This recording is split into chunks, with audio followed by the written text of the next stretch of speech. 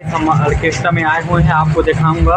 निखिल दुबे जी आए हुए हैं आज। आप लोग मेरा मामा रखते हैं लोग, देखिए आप वीडियो में बने।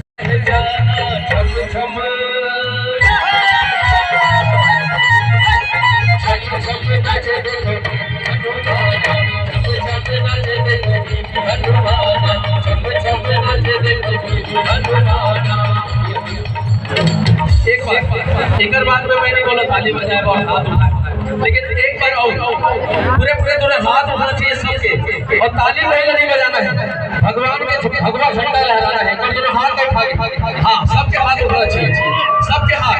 और झंडा कैसे लहराना है? ऐसे ऐसे क्या बोलो, लहरे लहरे लहरे रे झंडा बजरंग बली, लहरे लहरे लहरे रे झंडा बजरंग बली, बजरंग बली का झंडा बजरंग बली का बजरंग बली।